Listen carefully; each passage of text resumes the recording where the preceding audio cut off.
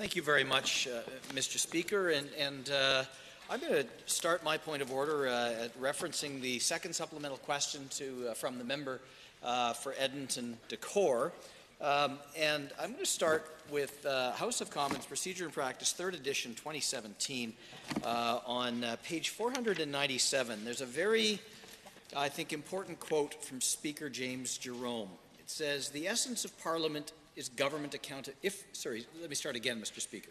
If the essence of Parliament is government accountability, then surely the essence of accountability is the question period in the Canadian House of Commons." Now, the reason I quote that, Mr. Speaker, is that the role of private members in this Assembly is to hold the government accountable.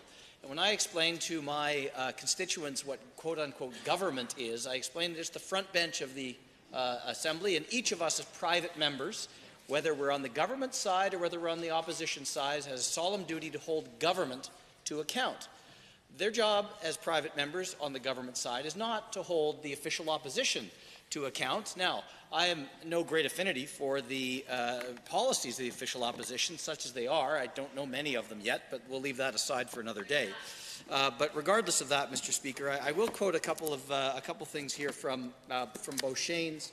If we go to Section 410, in 1986, the Speaker put forth views in light of recent conditions and precedents of what question period ought to be and the role of oral questions.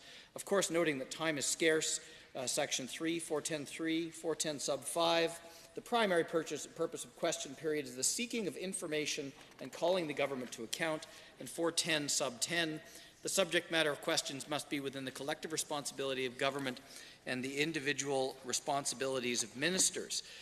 If I turn now again to House of Commons Procedure and Practice, page 508,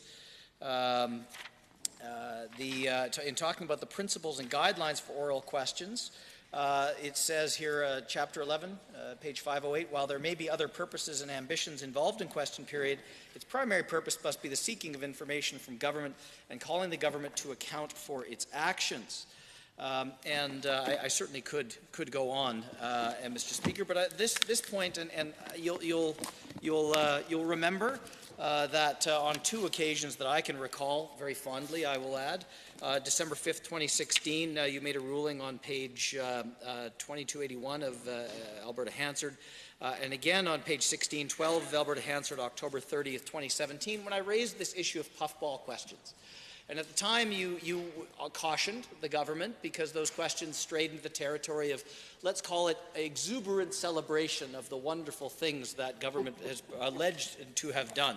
And while you found at that time there was no point of order because you, I think rightly, much as I find puffball questions to be disagreeable, said that we ought to have the greatest possible latitude in asking questions in this House. And I would agree with that. But if I look at Erskine May, on page 363, Erskine May, 24th edition, page 363 on Chapter 13, and I do think this is probably the essential point here, given the question that Edmonton-Decore asked. Section 13 says, questions are out of order if they relate to opposition party policies rather than to government responsibilities. And the question that was asked as the second supplemental by Edmonton-Decore was, Mr. Speaker, can the minister tell us what dastardly things would happen as a result of this official opposition's policies should we all have the tremendous misfortune of having them as our government? Now, that may not be a direct quote because I do not have the blues in front of me, but I would suggest that is broadly thematically what the member was asking, and I would ask, please, that you find there is a point of order and that the government backbench refrain from asking such questions in the future. Thank you. Remember, to the last quote that you indicated, what was the source? The source is, thank you, Mr. Speaker. The source is Erskine May, Parliamentary Practice, 24th edition, page 363, chapter or a bullet subheading 13. Questions are out of order if they relate to opposition party policies rather than to the government's responsibilities. The Honourable Government. Thank you very much, Mr. Speaker. The Honourable Member put a great deal of effort there in researching his point of order. he might have saved himself the trouble, Mr. Speaker.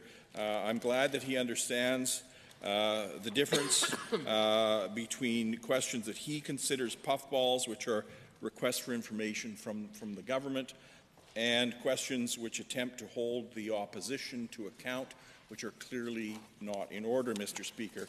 Accordingly, the third question, the second supplemental rather, is the opposition has put forward their own ideas on how to manage the economy. Can the Economic Development Minister tell us what their plan would mean for Alberta jobs and workers?